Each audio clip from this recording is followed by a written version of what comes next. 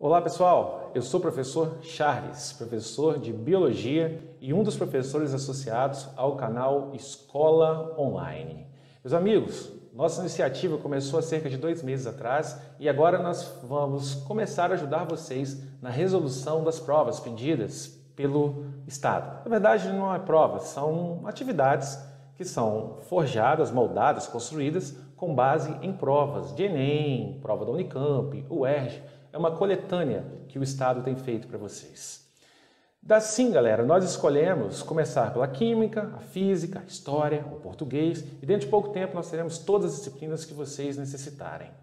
Basicamente, o que eu farei agora vai ser uma resolução ressaltando pontos teóricos. Porém, dentro do nosso canal nós disponibilizaremos também, à medida do possível e muito possível, as aulas teóricas para vocês. Já há algumas aulas teóricas bem estruturadas, bem organizadinha, resolução de outros exercícios de PISME, Enem, ou seja, nós já temos um bom leque de opções para vocês. Mas à medida que o tempo passar, a gente vai amparar vocês ainda melhor. Então, venham com a gente, se inscreva no nosso canal, dá um like nesse e dá uma olhada no nosso canal, tudo que nós já temos para vocês. Beleza? Nosso objetivo hoje é resolver o volume 1, semana 3, doenças, questões sociais e prevenção. Como eu já disse a vocês, eu sou o professor Charles, da área de Biologia. Então, vamos lá, galera. Temos aí uma questão do Enem, um enunciado bem grande, uma questão bem interessante, uma questão que eu particularmente gosto, porque ela é uma questão crítica. Coloca para nós algo que é real. Então, vejam.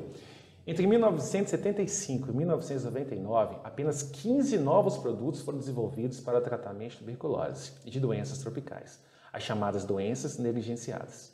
No mesmo período, 179 novas drogas surgiram para atender portadores de doenças cardiovasculares.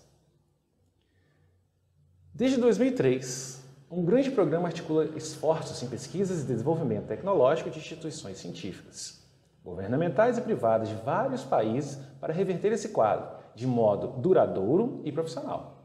Sobre as doenças negligenciadas e o Programa Internacional, considere as seguintes alternativas. Então agora nós vamos para um VOF. Primeiro diz que as doenças negligenciadas típicas das regiões subdesenvolvidas do planeta são geralmente associadas à subnutrição e à falta de saneamento básico. São os países em eterno desenvolvimento, que assim vão persistir durante muito tempo e que, devido à falta de tratamento da água, falta de coleta e tratamento de esgoto, entre outros problemas ainda mais severos, propagam mazelas, doenças que há muito foram erradicadas em países realmente desenvolvidos. Portanto, meus amigos, essa é uma alternativa verdadeira. A segunda diz que as pesquisas sobre doenças negligenciadas não interessam à indústria farmacêutica, porque atinge países em desenvolvimento, sendo economicamente pouco atrativas. Por vezes, meus amigos, acontece uma descoberta e a indústria perde a patente do fármaco. O país em desenvolvimento passa a produzir o fármaco sem pagar pela descoberta. Algo que confronta o que seria o capitalismo com o direito a um tratamento médico. E a terceira diz para nós que o programa de combate às doenças negligenciadas endêmicas não interessa ao Brasil, porque atende uma parcela muito pequena da população. Uma doença endêmica seria aquela doença que tem uma ocorrência naquele local e essa ocorrência é constante. Uma endemia. Uma endemia é sim de interesse do país que a possui, porque, como diz a própria classificação, é uma doença de ocorrência constante naquela área geográfica. Logo, é óbvio que é mentira. O que nos dá como resposta a letra D, 1 e 2. Show? Fácil? Atividade 2. Essa é uma atividade puramente interpretativa. Você, analisando a tabela, os dados, eu diria que, com base no seu conhecimento de mundo, você faz a questão com perfeição. O Aedes aegypti é o vetor transmissor da dengue. Uma pesquisa feita em São Luís, no Maranhão, de 2000 a 2002, mapeou os tipos de reservatório onde esse mosquito era encontrado. A tabela abaixo mostra parte dos dados coletados nessa pesquisa. De acordo com essa pesquisa, o alvo inicial para a redução mais rápida dos focos de mosquito, vetor da dengue, nesse município, deveria ser constituído por, vejam só, o reservatório é pneu. Observe a primeira linha da nossa tabela. tipo de reservatório é pneu. Lá, no ano de 2000, foram 895. Ok? No ano de 2001, foram 1.658. No ano de 2002, foram 974. Ok? O que? Segundo eles, olha o exercício, foi feita uma pesquisa em São Luís e mapeou o tipo de reservatório onde esse mosquito era encontrado. Provavelmente ao contágio de larvas. Agora, se você quer realmente resolver o problema em São Luís, observe onde foram encontrados os maiores focos desse mosquito. E aí é gritante. No tambor, tanque e depósito de barro foram 6.855 no ano de 2000. 46.444 no ano de 2001. Em 2002, 32.787. Criadouros do mosquito. Então, meus amigos, o seu combate efetivo, direto, rápido, iminente, deve ser nos tambores, tanques e depósitos de barro. Facinha, né? Atividade 3, gente. Durante as estações chuvosas, aumentam no Brasil as campanhas de prevenção à dengue, que têm como objetivo a redução da proliferação do mosquito Aedes aegypti, transmissor do vírus da dengue. Ele é o vetor da doença. Ele vai veicular o vírus entre indivíduos. Que proposta preventiva pode ser efetivada para diminuir a reprodução do mosquito? Então, você deve atacar o vetor da dengue por meio da sua reprodução. Primeira proposta seria a instalação de telas nas portas e janelas, pois o mosquito necessita de ambientes cobertos e fechados para sua reprodução. Estranho, né? Uma vez que há anos nós temos campanhas na mídia que nos educam com relação à dengue. E eu tenho certeza que vocês não viram isso. Agora, observe. Instalação de telas nas portas e janelas, pois o mosquito necessita de ambientes cobertos e fechados para sua reprodução. Essa não seria uma medida profilática para inibir reprodução, mas seria uma medida interessante para inibir que o mosquito adentre uma residência. No entanto, observe que o item diz sobre reprodução. Não pode ser a resposta. Letra B diz que vai ter substituição de casas de barro por casas de alvenaria. Haja vista que o mosquito se reproduz na parede das casas de barro. Isso nos lembra uma doença de protozoários. Essa alternativa B está falando sobre doença ou mal de Chagas, onde o protozoário, chupança, também chamado de barbeiro, se esconde, vai picar uma pessoa, evacuar no local próximo de onde ele picou, e aí a pessoa coça, empurra as fezes para a ferida e acaba se contaminando e passa a ter o mal de Chagas. Não está falando sobre dengue. C. Remoção dos recipientes que possam acumular água, porque as larvas do mosquito se desenvolvem nesse meio. Essa é a nossa resposta. Aí sim eu ataquei o mosquito, o vetor, por meio de sua reprodução.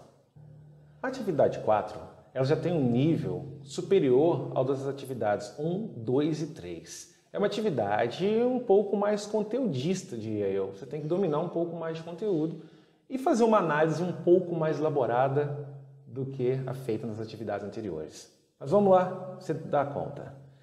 A Unicesumar diz assim, o gráfico a seguir permite comparar os valores médios mensais de precipitação e do número de casos de dengue registrados entre o período de 2007 e 2011 na cidade de João Pessoa, Paraíba. Dá uma olhada na precipitação. Vamos lá, quantidade de chuva. O que eu tenho que interpretar aí, Charles? Tá vendo? Quantidade de chuva, precipitação. Dá uma olhada na legenda também dos casos de dengue. E aí, pessoal, você tem que observar o seguinte. À medida em que aumenta a quantidade de chuva num período, aumentam também os casos de dengue. Com base nas atividades anteriores, você tem que saber que o acúmulo de água possibilita ao mosquito Aedes aegypti, digamos que uma reprodução mais efetiva, mais rápida, mais mosquitinhos estão nascendo. É isso. A partir das informações fornecidas pelo gráfico e de aspectos gerais da dengue, foram elaborados os seguintes afirmativos. Então a gente vai julgar um VOF novamente. Primeira proposta diz: um gráfico desse tipo, que fosse elaborado a partir de informações obtidas de uma cidade situada no estado do Paraná, apresentaria o mesmo padrão pluviométrico. Porém, o maior número de casos da doença seria registrado entre os meses de agosto a dezembro. Nós temos duas análises para fazer e eu vou te mostrar que uma delas, a biológica, é mais simples.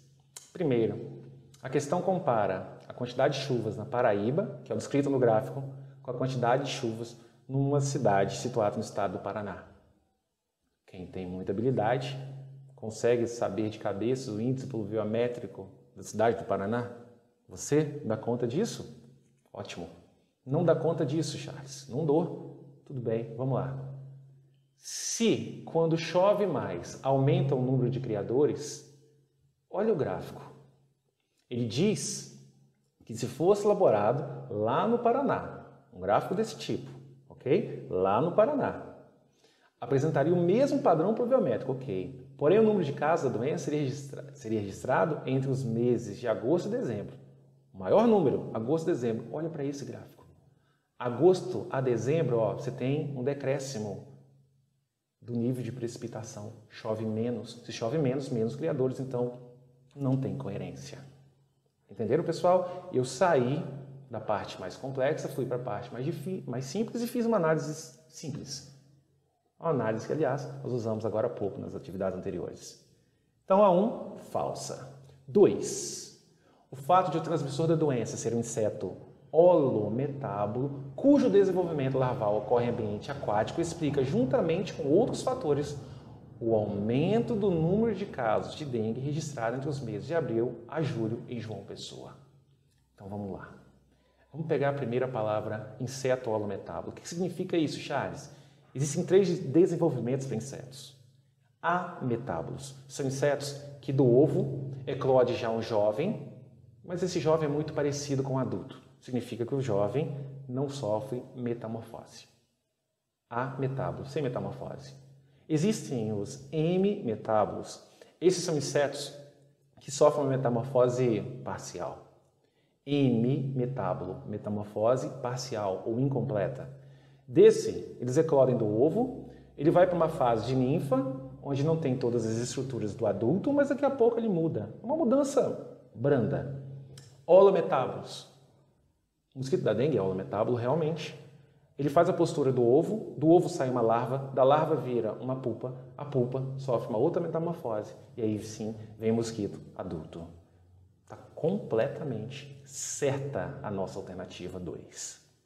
Terceira, pessoal, o agente etiológico da dengue é o Aedes aegypti para tudo. Agente etiológico de qualquer doença é quem causa. E quem causa a dengue é um vírus. Quem é o Aedes aegypti, Charles? Esse é o vetor, que é a mesma coisa de hospedeiro e transmissor. São sinônimos. Vetor, sinônimo de hospedeiro e transmissor. De cara, já anulei a 3.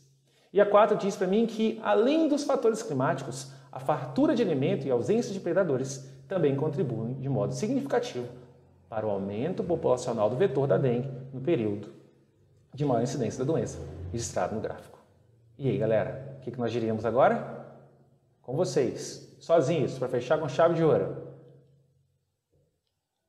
Verdadeira.